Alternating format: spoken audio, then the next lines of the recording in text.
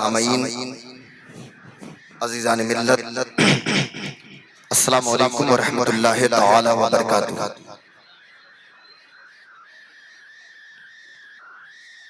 اللہم لک الحمد انت ملک السماوات والارض ومن فیہن ولک الحمد انت نور السماوات والارض ومن فیہن ولک الحمد انت قیم السماوات والارض ومن فیہن ولک الحمد اللہم انت الحق ووعدک الحق ولقاؤک حق والجنت حق والنار حق والنبیون حق ومحمد حق اللہم لک اسلمت وبک آمنت وعلیک توکلت وما بعد فاعوذ باللہ من الشیطان الرجیم بسم اللہ الرحمن الرحیم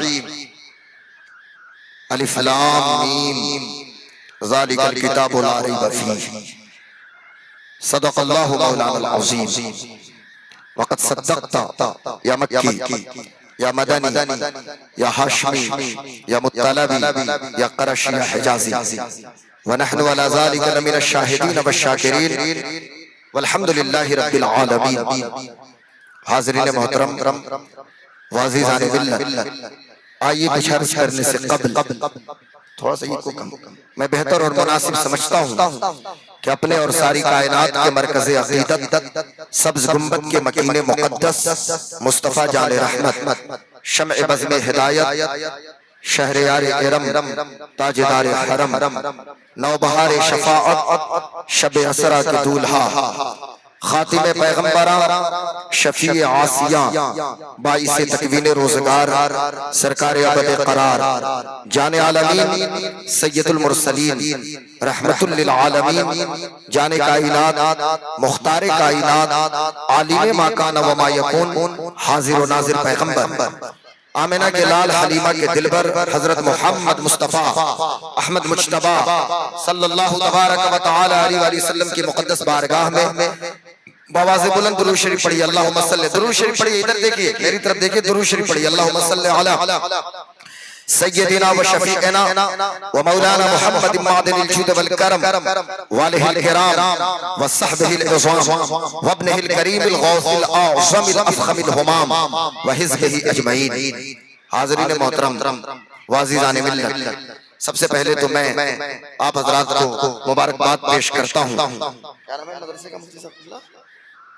مدرسہ اشاعت الاسلام کے سالانہ جلسے میں ہماری اور آپ کی شرکت ہو رہی ہے، اور چونکہ شہ نصیب پہ آپ دیکھ رہے ہیں کہ پورا کول فیلڈ موجود ہے، اور خصوصیت کے ساتھ مفتی کول فیلڈ حضرت علامہ مفتی انوار القادری صاحب قبلہ، دیگر موقر معزز علماء ملت اسلامیہ، ایک مسجد کے خطیب ہوں اور ایک امام ہوں، وہ بھی ہمارے آئیڈیل ہیں، ہمارے رول ماڈل ہیں، اور ہماری اور آپ کی ذمہ داری بنتی ہے تھوڑی دیر گفتگو، تھوڑا سا آپ لوگ قریب آئیے، اور دستار والے بچوں سے گزارش ہے بیٹا پلیز خاموش رہیے، اس میں کیا بات ہے بھائی، اس کے بعد پگڑی بنانے کا مطلب جب دستار مل جائے اس کے بعد جو کچھ کرنا ہے سو کرتے رہیے گا۔ حافظ عمران صاحب حضرت قریب آئیے، تھوڑا سا پیچھے مت رہیے، وقت بہت کم ہے، چونکہ جو ڈیڈ لائن ہے ظاہر سے بات ہے ظہر کی نماز سب کو پڑھنی ہے نا بھائی، ہم دن میں پروگرام کر رہے ہیں، تو ابھی میں اس ضلع کا نام نہیں بتاؤں گا، دوسرے صوبے میں وہاں بھی دن میں خطاب کر رہا تھا، تو افراتفری کے ماحول کے نتیجے میں کیا ہوا کہ ایسا نہیں ہونا چاہیے، عصر کا وقت شروع ہو گیا اور لوگ بیٹھے رہے، کیا میسج دینا چاہتے ہیں؟ تو حضرت ذمہ دار عالم ہیں، 2:30 بجے سے قبل انشاءاللہ صلاۃ و سلام ہم لوگ پڑھ لیں گے اور پھر نماز ہو جائے گی، پھر آپ حضرات کھانا وغیرہ کھا لیں گے۔ درود شریف پڑھیے اللہم صلی علی سیدنا و شفیعنا مولانا محمد معدن الجود والکرم والہ الکرام و صحبہ العظام و ابنہ الکریم الغوث الاعظم الافخم الہمام و حزبہ اجمعین۔ تو میں عرض کر رہا تھا کہ جتنے علماء کرام ہیں، ائمہ مساجد ہوں، اساتذہ مدارس ہوں، یہ سب ہمارے سر کے تاج ہیں، اور یہ ہمارے آئیڈیل ہے، اس لیے آئیڈیل ہے کہ یہ خاموش خدمت کر رہے ہیں۔ حضرت شبیر بھائی ہمارے بڑے عزیز شبیر حسن منوری صاحب موجود ہیں، قاری اختر کاشف بھائی ہیں کہ چلے گئے؟ کہاں دکھتے نہیں ہیں، پھر نکل جاتے ہیں۔ ٹھیک ہے قاری صاحب قبلہ موجود ہیں۔ بات یہ چل رہی تھی کہ یہ خاموش خدمت انجام دے رہے ہیں۔ میں یہاں پہ آیا ہوں تقریر کرنے کے لیے، غور سے سنیے گا جناب خان صاحب قبلہ، یہ جتنے لوگ ہیں سیکریٹری صاحب، صدر صاحب قبلہ، کہ یہ مختار خان صاحب اور دیگر سب لوگوں کو بائی نیم میں نہیں جانتا، سب ہمارے بھائی ہیں۔ بات یہ چل رہی تھی کہ میں آیا ہوں تھوڑی دیر کے لیے، یہاں کا لوکل ایشو کیا ہے، یہاں کا کیا مسئلہ ہے، اس بارے میں مجھے کچھ علم نہیں ہے، یا جہاں بھی میں خطاب کرنے جاتا ہوں، لیکن لوکل مسائل کو جو ڈیل کر رہے ہیں اور آپ کے ہر دکھ سکھ میں جو لوگ شریک ہیں، یہ خطیب صاحب نہیں شریک ہوتے ہیں بلکہ مسجد کے ایک امام شریک ہوتے ہیں۔ اس لیے خدا کا واسطہ اپنے مسجد کے امام کی حیثیت کو قبول کیجیے۔ ابھی میں پوسٹر دیکھ رہا تھا، امام صاحب فلاں مسجد، امام صاحب فلاں مسجد، ہوتا ہے ہم اتنا فیتھ کرتے ہیں اپنے امام کے اوپر، اتنا بھروسہ کرتے ہیں نا کہ پورے محلے میں کئی جگہوں پہ میں نے دیکھا کہ میں بچوں سے پوچھتا ہوں امام صاحب کا نام کیا ہے تو بتاتے ہیں امام صاحب، چونکہ انہیں پتہ ہی نہیں مفتی صاحب قبلہ کے امام صاحب کا نام کیا ہے۔ وجہ کیا ہے؟ اس میں کوئی یہ نہیں ہے کہ کوئی دقت کی بات ہے، یہ اچھی بات ہے کہ قوم مسلم اپنے امام پہ اتنا بھروسہ کرتی ہے کہ نام تک ہم نہیں پوچھتا، ہم کہتے ہیں کہ امام صاحب قبلہ، چونکہ امام ہے تو ہمارے پیشوا ہے، امام ہے تو ہمارے پیشوا ہے۔ یہ سب ہمارے سر کے تاج ہیں۔ شکار ماہ کروں کہ تسخیر آفتاب کروں، کسے میں ترک کروں، کس کا انتخاب کروں، تو سب کے خدمات میں گفتگو کی جائے تو لمبی چوڑی تقریر ہو جائے گی۔ بس میں نے جس آیت کریمہ کو سرنامہ سخن بنایا ہے، اس حوالے سے کچھ درد بھری بات اس امید کے ساتھ آپ کی سماعتوں کی دہلیز تک میں پہنچانے کی کوشش کروں گا کہ شاید کہ تیرے دل میں اتر جائے میری بات، اور یقیناً اترے گی، اس لیے کہ دل سے جو بات نکلتی ہے اثر رکھتی ہے، پر نہیں طاقت پرواز مگر رکھتی ہے۔ آج کے آپ کے جلسے میں جو خصوصی جو ہمارے مہمان ہیں، حضور پیر طریقت رہبر راہ شریعت یہ شہزادہ قمر ملت خانواد رضویہ کی وہ فرد حضرت علامہ عامر رضا خان صاحب قبلہ، انشاءاللہ ان کی آمد ہوگی تھوڑی دیر میں، اور دستار بندی کا وہ حسین منظر بھی آپ دیکھیں گے۔ آج چونکہ دستار بندی ہے اور آپ کے مدرسے سے حافظ اور قاری آپ کے سامنے موجود ہیں، اور امام حضرت مولانا احمد رضا صاحب قبلہ کا بیان بھی اسی حوالے سے ہوا۔ اللہ تبارک و تعالی قرآن مقدس کے اندر ارشاد فرماتا ہے، الف لام میم ذالک الکتاب لا ریب فیہ۔ بہت غور سے سنیے گا، چونکہ میرے پاس بہت تمہیدی کلام کرنے کے لیے وقت بھی نہیں ہے، کچھ بڑی اہم بات میں ڈسکس کرنے کی کوشش کروں گا۔ اللہ فرماتا ہے الف لام میم، یہ ایک آیت ہے نا الف لام میم حضرت، ذالک الکتاب لا ریب فیہ۔ آپ دنیا کی کوئی بھی کتاب لے کر آئیے، میں تھوڑا سا دھیمے لہجے کا خطیب ہوں، اس کے لیے ضروری ہے کہ سامعین کو بھی کنسنٹریٹ ہونا پڑے گا، یعنی آپ مجھ سے انٹریکٹ ہوں، میری طرف دیکھیں گاڑی آ رہی ہے، کون گاڑی کیا آ رہی، کون لوگ آ رہی، ادھر دیکھیں، میری طرف دیکھیں۔ اللہ فرماتا ہے الف لام میم ذالک الکتاب لا ریب فیہ، وہ کتاب ہے جس میں کوئی شک اور کوئی ڈاؤٹ نہیں ہے۔ دنیا کی کوئی بھی کتاب آپ لے کر آئیے، کسی بھی فیلڈ کی کوئی کتاب لائیے، آپ physics, chemistry, zoology, astrology, astronomy, public administration, یعنی کسی بھی ڈپارٹمنٹ کی کوئی کتاب آپ لے کر آئیں، آپ دیکھیں گے کہ اس کے پریفیس میں، اس کی پرستاونا میں، اس کے دیباچہ میں یہ بات آپ کو ملے گی کہ اگر اس میں کسی طرح کی کوئی غلطی ہو تو پبلیشر یعنی پرکاشک کو یا رائٹر کو آپ اطلاع کریں تاکہ ہم نیکسٹ ایڈیشن میں اس کو درست کریں۔ یہ ہے نا، کسی بھی ڈپارٹمنٹ کی کوئی بھی کتاب لے کر آئیں، میں دنیا کی بات کرتا ہوں، پوری دنیا کے لیے یہ چیلنج ہے، لیکن آپ لائیں قرآن مقدس کو اور آپ پڑھیں گے اس کے قرآن شریف کے اندر 114 سورتیں، حضرت 114 سورتیں ہیں، آپ نے سورۃ الفاتحہ کو مکمل کیا، سورۃ البقرہ شروع کریں گے، اللہ فرماتا ہے الف لام میم ذالک الکتاب لا ریب فیہ، یہ وہ کتاب ہے جس میں کوئی شک اور کوئی ڈاؤٹ نہیں ہے، دنیا کی واحد کتاب، اور یہ کتاب چونکہ ہمارے پاس جو موجود ہے یہ مصحف شریف ہے، بہت غور سے سنیے گا، اور عقیدے کا چیپٹر یاد رکھیے، یہ نیوٹن کے موشن لا سے زیادہ ضروری ہے، البرٹ آئنسٹائن کے رول آف ریلیٹیوٹی سے زیادہ ضروری جاننا ہے، A plus B to whole square equal to A square plus B square plus 2ab mathematics کے فارمولا سے زیادہ یہ ضروری ہے کہ مسلمان کے بیٹے کو اور مسلمان کی بیٹی کو اس کا علم ہو۔ مصحف جو ہمارے پاس ہے کتابی شکل میں وہ الگ چیز ہے، لیکن یہ کلام ہے، اور کلام اللہ کی مخلوق نہیں ہے، کلام اللہ کی صفت ہے۔ سمجھنے کی بات ہے، کلام اللہ تبارک و تعالیٰ کی صفت ہے اور یہ ہمیشہ سے ہے اور اسے ہمیشہ تک رہنا ہے۔ مجھے یہاں کوئی ایویڈنس نہیں دینا ہے، میں تو بلیورز کے بیچ خطاب کر رہا ہوں، آپ کے بیچ خطاب کر رہا ہوں، اور کسی کی 4 5 10 20 انگریزی سن کے آپ مرعوب مت ہوئیے گا۔ ہماری جماعت میں بھی ایسے ایسے علماء ہیں کہ جو الحمدللہ نہ جانے کتنے ملحدین کو وہ شکست بھی دیتے ہیں روزانہ، پر یہ ہے کہ میڈیا میں نہیں۔ مجھے بتائیے نا، ایک ویڈیو وائرل ہو گئی، لوگ گھبرا گئے، ہمارے لوگ مرعوب ہو گئے، لیکن آپ بھول گئے 1935 میں 1935 میں حضرت علامہ عبدالعلیم صدیقی میرٹھی رحمۃ اللہ علیہ، جو اعلیٰ حضرت کی آنکھ ہیں، اعلیٰ حضرت کے جو خلیفہ ہیں، یہ کینیا کے مومباسا شہر میں جا کے جارج برنارڈ شاہ کو ان کے لوگوں کے بیچ اگر کسی نے شکست کیا تھا تو حضرت علامہ عبدالعلیم صدیقی میرٹھی رحمۃ اللہ علیہ تھے۔ تو ہمارے یہاں کمی نہیں ہے صاحب، حضرت اہل علم کی کمی نہیں ہے۔ تو بتانا یہ ہے کہ یہ صفت ہے کلام، اور صفت ہمیشہ سے اور اسے ہمیشہ سے۔ اور ایک چیز اور بتاتا ہوں، اعلیٰ حضرت سے پہلے جو لوگ تھے یہ سوال ہوتا تھا کہ قرآن افضل ہے کہ رسول اللہ افضل ہے، تو وہاں پہ لوگ سکوت اختیار کرتے تھے، بڑے بڑے فقہا امام شامی ہوں یا اور ان سے پہلے کے جتنے لوگ ہوں سب خاموش ہو گئے۔ لیکن جب سوال اعلیٰ حضرت کے پاس آیا کہ قرآن افضل ہے کہ رسول اللہ افضل ہے، تو امام کا قلم ہے نا اور امام کی فکر ہے۔ میرے اعلیٰ حضرت نے باضابطہ لکھا کہ قرآن سے اگر تم کہتے ہو کہ مصحف یعنی یہ کتاب جو ہمارے گھروں میں ہے، تو ظاہر سی بات ہے یہ تو کتاب ہے نا، تو اس سے بہتر تو مصطفیٰ ہے، لیکن کلام کی بات کرو گے تو یقیناً کلام اللہ کی صفت ہے اور رسول اللہ سے افضل ہے۔ میری بات سمجھیے، مصحف اور کلام میں فرق ہے۔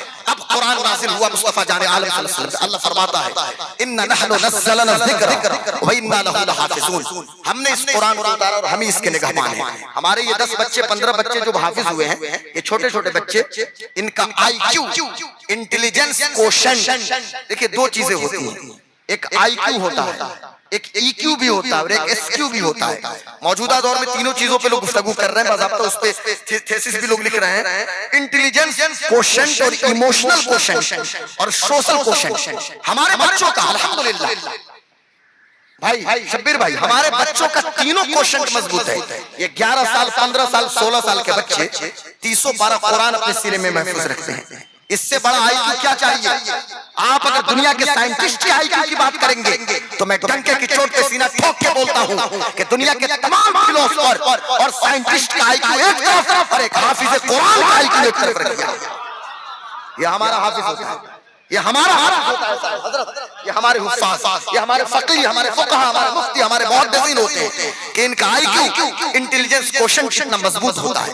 میں بتانے آپ سے یہ لگاتا ہے، لیکن یاد رکھیے گا ہم قرآن اس لیے حفظ نہیں کرتے کہ قرآن کی عظمت میں اضافہ ہو جائے، بلکہ ہم قرآن اس لیے یاد کرتے ہیں کہ ہماری عظمت میں اضافہ ہو جائے، ہمارے خاندان کی عظمت میں اضافہ ہو جائے، اور ہمارے حفظ کی وجہ سے قرآن کی حفاظت نہیں ہو رہی ہے بلکہ ہم حفاظت کا ذریعہ بن رہے ہیں۔ حضرت حفاظت کا ذریعہ اس لیے کہ اِنَّا نَحْنُ نَزَّلْنَا، اللہ واحد ہے لیکن جمع کا صیغہ استعمال اس لیے کیا گیا یہاں پہ، اِنَّا نَحْنُ نَزَّلْنَا الذِّكْرَ وَإِنَّا لَهُ لَحَافِظُونَ۔ اللہ نے میں نے نہیں اتارا، ہم نے اتارا، تو اتارا اللہ نے، حفاظت کا بھی ذمہ دار اللہ ہے، لیکن اللہ نے ان چھوٹے چھوٹے بچوں کو بھی قرآن کی حفاظت کا ذمہ دار بنا دیا ہے۔ یہ ذریعہ ہے، یہ چھوٹے، یہ ہمارے حفاظ ذریعہ ہے۔ حضرت بھائی اِنَّا نَحْنُ ہے نا، میں بیٹھے بیٹھے سوچے نَحْنُ نَزَّلْنَا الذِّكْرَ اِنَّا لَهُ لَحَافِظُونَ، یہ جمع ضمیر کیوں لایا جا رہا ہے؟ اس لیے ضمیر جمع لے کر آئے ہیں۔ میں درسگاہ میں بیٹھ کے نہیں پڑھا رہا، آپ کو آپ کے لیول پہ اتر کے خطاب کرنے کی میں کوشش کروں تاکہ آپ کو بات سمجھ میں آئے۔ بتانا یہ آپ حضرات سے کہ یہ بچے ذریعہ ہیں، حفاظت کی ذمہ داری یہ نہیں ہے، ذریعہ یہ ہے۔ حفاظت اللہ نے اپنے ذمہ کرم کے لیے رکھا ہے۔ لیکن سنیے اب مین پوائنٹ پہ ہم آتے ہیں مختصر سے وقت میں۔ سوال یہ نہیں ہے، توجہ چاہتا ہوں، سوال یہ نہیں ہے اور یہ کل بھی نہیں تھا کہ ہم کتنے بچوں کو حافظ قرآن بنا رہے ہیں، یہ سوال کل بھی نہیں تھا، آج بھی نہیں ہے، یہ سوال کل بھی نہیں رہے گا۔ الحمدللہ ہر دور میں حفاظ کی کمی نہیں ہے، ہر دور میں صحابہ سے لے کے تابعین، تبع تابعین، ائمہ، محدثین، مفسرین، ایک لمبی فہرست ہے کہ جنہوں نے قرآن کریم کو یاد کیا۔ ہمارے انڈیا میں کشمیر سے لے کر کنیا کماری تک، حضرت گجرات سے آسام، انڈمان سے لکشدیپ تک، پورے بھارت کی میں بات کرتا ہوں، سب کانٹیننٹ کی بات نہیں کرتا، بھارتی مہادیپ کی نہیں، خاص طور سے انڈیا کے اندر ہر سال ہزاروں حافظ قرآن پیدا ہو رہے ہیں۔ پوری دنیا میں لاکھوں میں یہ تعداد پہنچتی ہے اور ہمارے حفاظ موجود ہیں. سوال یہ نہیں الحمدللہ حافظ ہے، لیکن آپ غور کیجئے، غور کرنے کی بات ہے.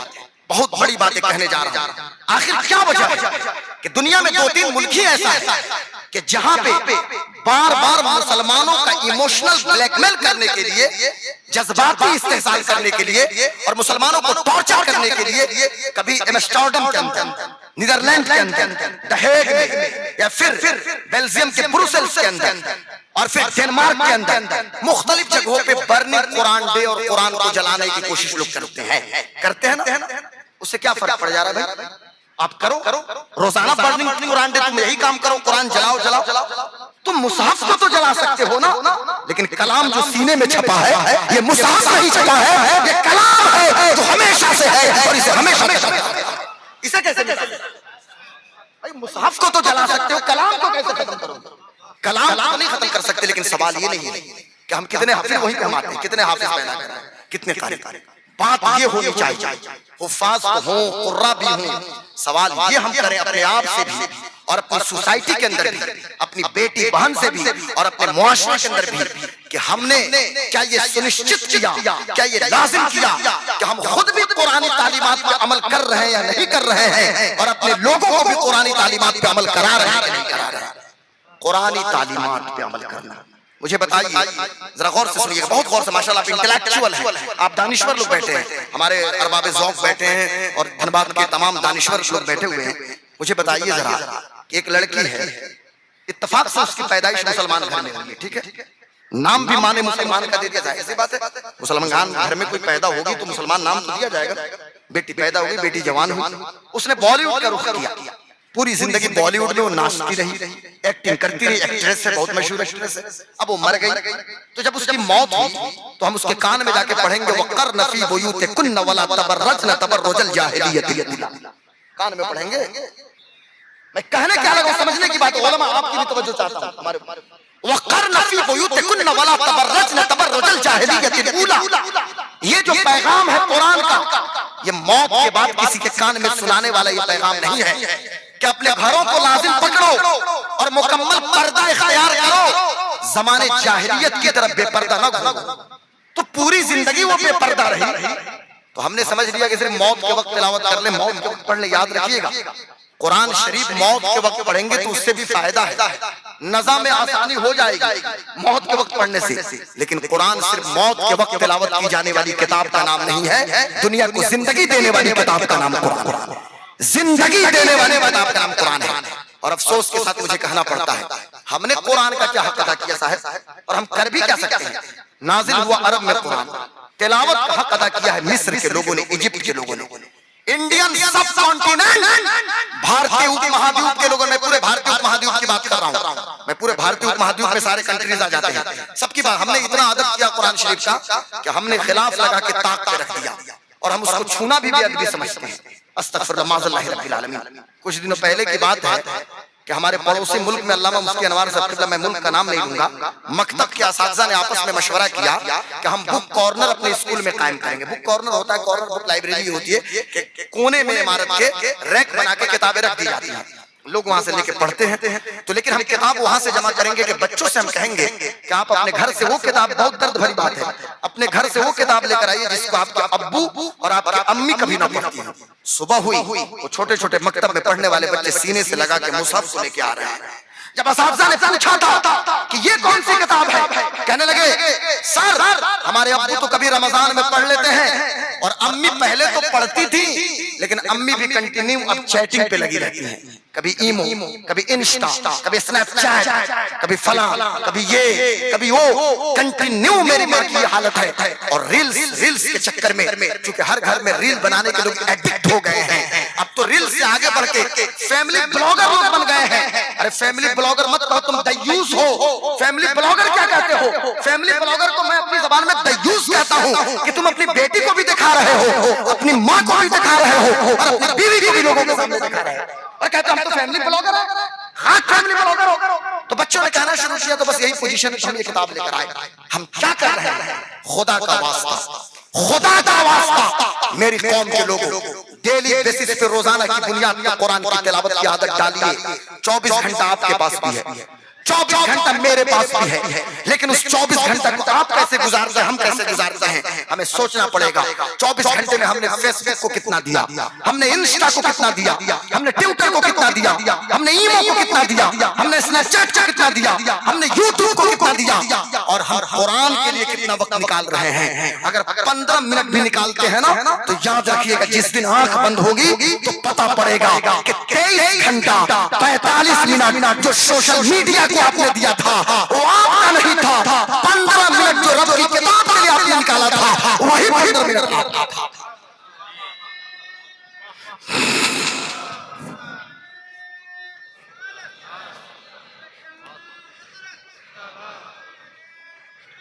اس لیے میں آپ سے کہنا چاہتا ہوں اور نہایت ادب کے ساتھ کہنا چاہتا ہوں اور دست بستہ عرض کرنے کی کوشش کرتا ہوں کہ قرآن شریف دیکھنے کی عادت ڈالیے. مصحف پہ نظر پہ بھی ثواب ہے. حضور کی حدیث ہے اور حضور نے اس وقت فرمایا تھا جب ابھی قرآن جمع نہیں ہوا تھا. گویا کہ حضور کی نگاہیں دیکھ رہی تھی قرآن کو جمع کیا جائے. جبھی تو حضور نے فرمایا کہ مصحف پہ نظر ڈالنا بھی ثواب ہے تو قرآن دیکھنے پہ ثواب ہے. قرآن شریف دیکھنے کی عادت ڈالیے, قرآن شریف پڑھنے کی عادت ڈالیے. تو جو لڑکی مر گئی اب ہم کہتے ہیں وقرن فی بیوتکن, نہیں, جب وہ زندہ ہو. اکثر گاؤں دیہات میں ہم جاتے ہیں تو ہم دیکھتے ہیں کہ باپ جب بیٹی کو رخصت کرتے ہیں, میں بہار جھارکھنڈ ہر جگہ کی بات کرتا ہوں, تو قرآن کے سائے میں بچیوں کو رخصت کرتے ہیں. اچھی بات ہے, آپ کریں, برکت حاصل کریں. میری بیٹی رخصت ہوگی تو قرآن کے سائے میں, بہت اچھی بات ہے. لیکن کاش کہ جب بچی میرے آنگن میں کھیل رہی تھی اس وقت ہم قرآنی تعلیمات کے مطابق اپنے بچی کی تربیت کر دیے ہوتے. اور صرف بچی کی تربیت نہیں بلکہ بیٹا اور بیٹی دونوں کی تربیت قرآنی تعلیمات کے مطابق کرنے کی ضرورت ہے. پوری دنیا کے لیے قرآن منشور حیات, پوری دنیا کے لیے آئیڈیل ہے, اور رسول اللہ صلی اللہ علیہ وسلم کا سب سے بڑا معجزہ قرآن مقدس ہے. اب کوئی سرفرا آگے سڑک پہ آگے چلانا شروع کر دے کہ قرآن سے آیت کو نکال دو, یہ کر دو. اس سے پہلے نہ جانے کتنے سرفرے آئے اور نہ جانے کتنا آئیں گے, لیکن قرآن تھا ہے اور اسے ہمیشہ تک رہنا ہے. وہ تو آنا جانا لگا رہے. میں عرض کرنا چاہتا ہوں, مجھے بتائیے اگر کوئی بوڑھا آدمی ہے سڑک پہ بیٹھا ہے, پوری زندگی بدنگاہی کر رہا ہے, اور جب مر گیا تو مرنے کے بعد کان میں آ کے کہیں گے یا ایھا الذین, یہ کان میں آ کے کہیں گے قل للمؤمنین یغضوا من ابصارهم ویحفظوا فروجهم ذلک ازکی لهم ان اللہ خبیر بما یصنعون. مرنے کے بعد کان میں آ کے کہیے گا کہ محمد آپ فرما دیجئے لوگوں غیر محرموں سے اپنی نگاہوں کی حفاظت کرو, اپنی شرمگاہ کی, اے ایمان والو غیر محارم سے اپنی نگاہوں کی حفاظت کرو اور اپنی شرمگاہ کی حفاظت کرو. ایک شخص فیملی بلاگر ہے اور وہ مرنے کے بعد اس سے آ کے کہیے کان میں کہ یا ایھا الذین آمنوا قوا انفسکم واہلیکم نارا, اے ایمان والو خود بھی جہنم کی آگ سے بچو اور گھر کے لوگوں کو جہنم کی آگ سے بچاؤ. کہاں مثال کہاں سے مثال پیش کریں. میں کہنا یہ چاہتا ہوں میرے دوستو, جب آدمی زندہ ہو اور جب موجود ہو, دیکھیے حضرت کی جلوہ گری ہوئی, حضور شہزادہ قمر ملت حضرت علامہ مولانا عمران رضا خان صاحب کا استقبال کیجئے. کھڑے ہو گئے نعرے عامر حضرت علامہ عامر رضا خان صاحب, ماشاءاللہ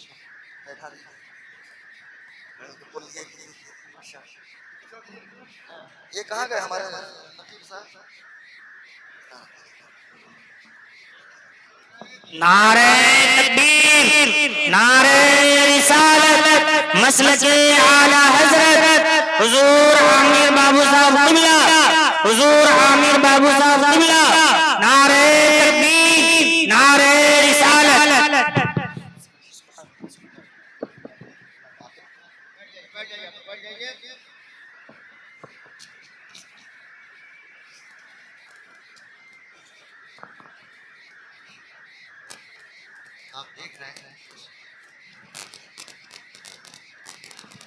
آپ دیکھ رہے ہیں کہ دوران خطاب ابھی حضور شہزادہ قمر ملت نبیر مفسر اعظم ہند.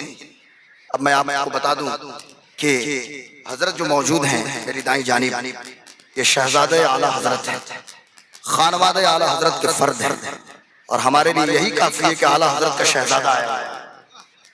اس سے بڑی بات کیا ہو سکتی ہے؟ سبحان اللہ.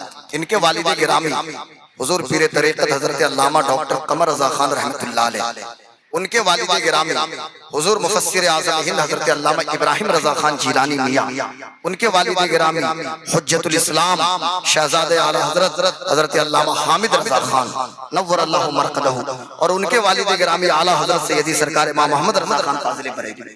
آگے بڑھیں گے علامہ نقی علی خان جو سلطان المحققین ہے. اتنا بڑا عالم تو نہیں دکھائی دیتا. ہاں علامہ نقی علی خان رحمۃ اللہ علیہ کتاب پڑھیے نا، تفسیر المنشرہ پڑھیے تو پتہ چل جائے گا کہ کیا جلوے ہیں. اعلیٰ حضرت کے صرف باپ نہیں ہیں، وہاں پہ تو ایسا لگتا ہے علمی نکات میں بھی اعلیٰ حضرت باپ ہے، تو باپ بھی وہاں بھی دکھائی دے رہے ہیں کتاب میں. جی صاحب یہ حضور علامہ نقی علی خان. تو اس خانوادے کے فرد. آگے بڑھیں گے علامہ رضا علی خان، اس وقت ہمارے بیچ موجود ہیں، ہمارے بڑے بڑے فرما ہیں حضرت علامہ مولانا عامر رضا خان صاحب مقدس اللہ العالی. جو حضرات سلسلے میں داخل نہ ہوئے ہوں، اسے میری گزارش ہے کہ اس سے بہتر میں نہیں سمجھتا کوئی موقع ہے.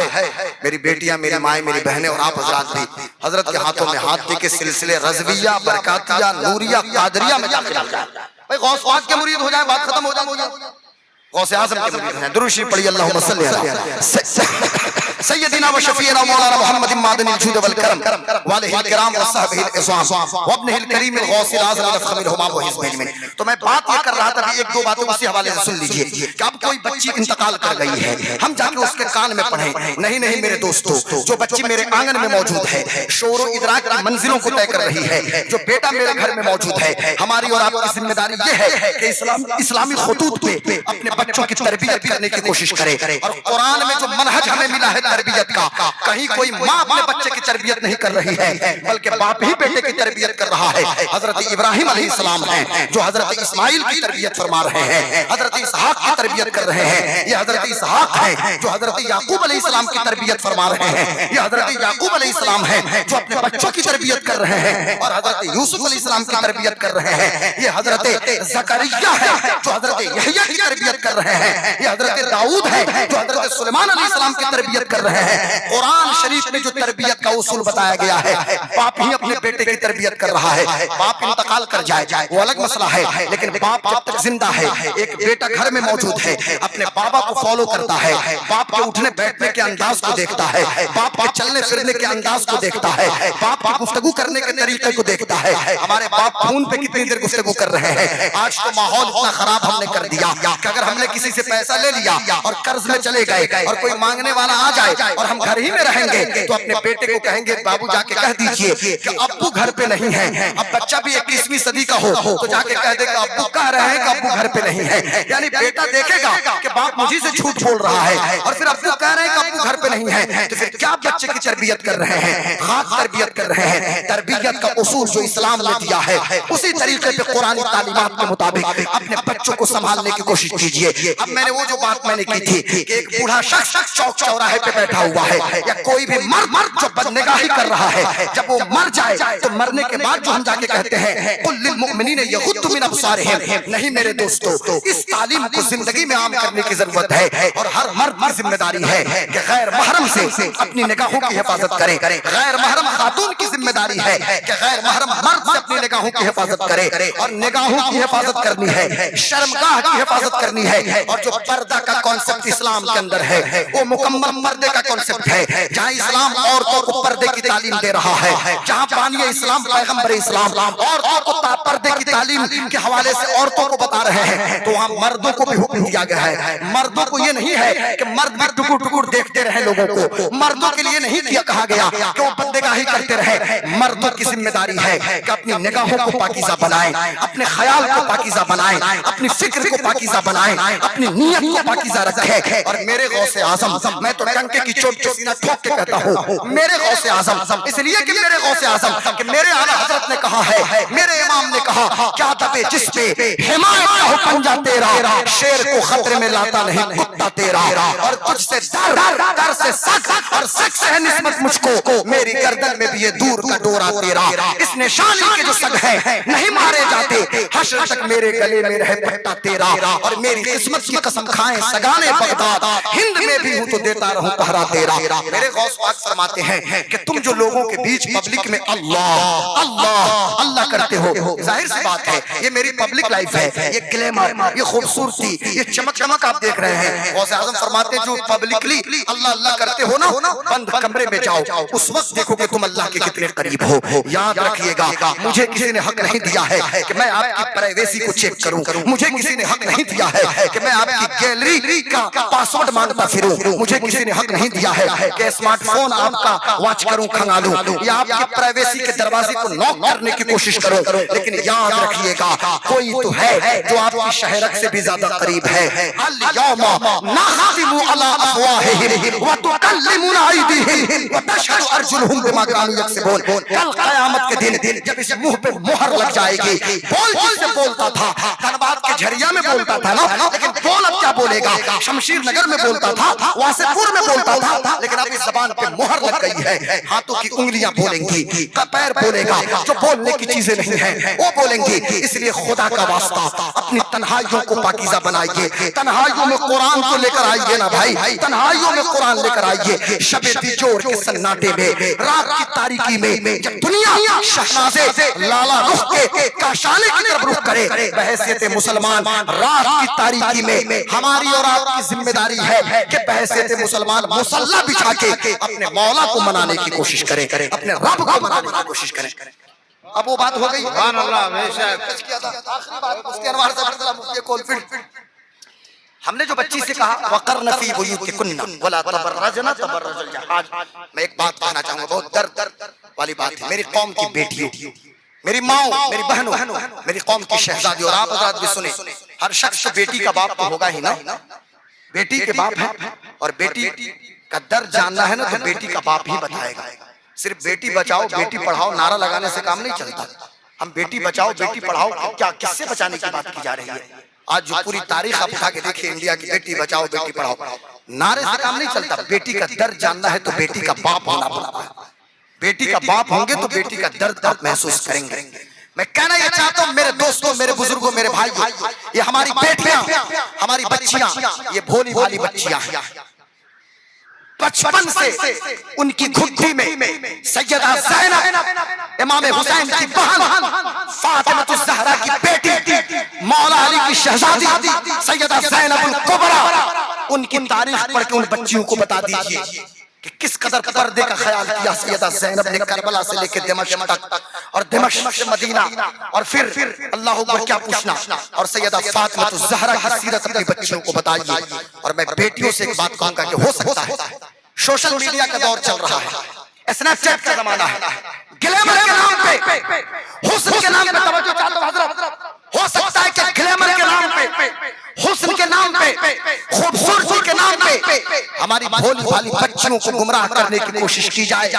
تو خدا کا واسطہ میری قوم کی بیٹیوں میری ماں میری بہنوں دنیا کے کتوں سے کہہ دینا میں پھر ریپیٹ کرتا ہوں ان دنیاوی کتوں سے کہہ دینا کہ دنیا والوں دنیا کا یہ حسن دنیا کی خوبصورتی یہ چمک دمک یہ گلیمر تمہیں مبارک ہو. ہم نبی کی بیٹی فاطمہ کی کنیزیں ہیں ہمارے لیے فاطمہ الزہرا کی زندگی مبارک ہو.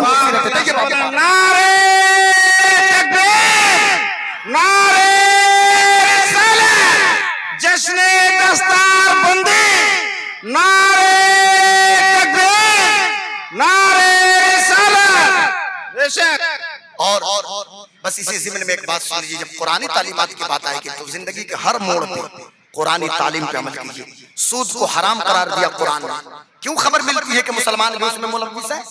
جب سود حرام ہے حرام ہے حرام ہے سود لینا دینا سب حرام ہے تو کیا بحیثیت مسلمان ہماری ذمہ داری نہیں بنتی کہ ہم اس کو نافذ کریں اور اس آیت کریمہ کو دستور العمل بنائیں؟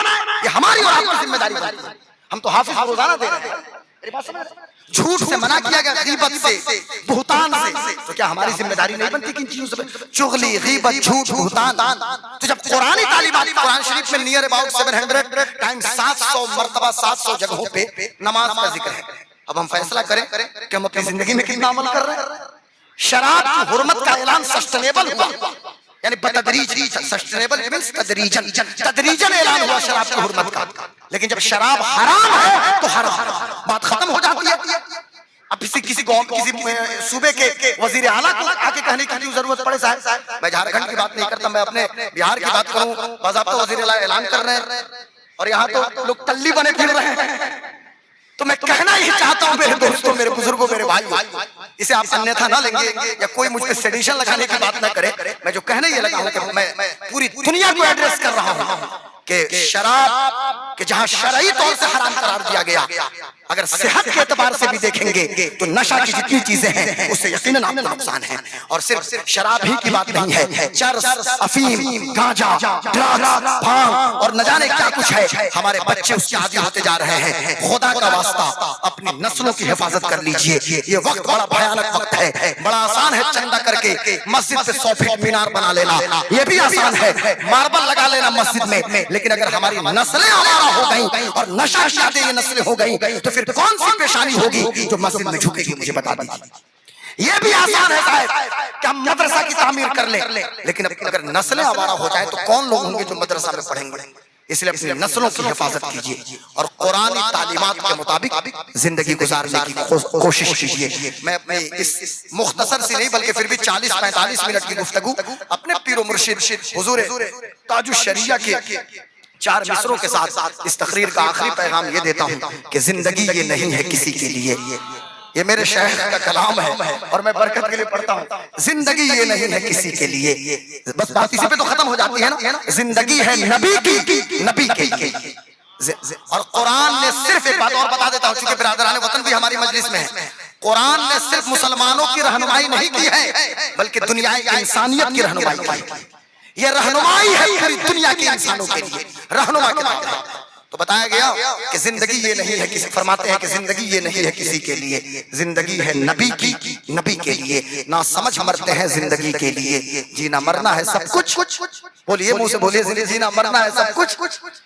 اب میں ایک بات اور کہوں گا، میں اپنی تقریر کا ہاتھ نہیں اٹھواتا ہوں لیکن اس پہ تو آپ کو بلند آواز سے دونوں ہاتھوں کو اٹھا کے بولنا پڑے گا. مسلک اعلیٰ حضرت پہ قائم رہو. دونوں ہاتھوں مسلک اعلیٰ حضرت پہ قائم رہو. زندگی دی گئی ہے اسی کے لیے. مسلک اعلیٰ حضرت سلامت رہے، ایک پہچان دین نبی کے لیے. اختر قادری خلد میں جا بسے، خلد واہ ہر ایک قادری کے لیے. السلام علیکم ورحمۃ اللہ وبرکاتہ.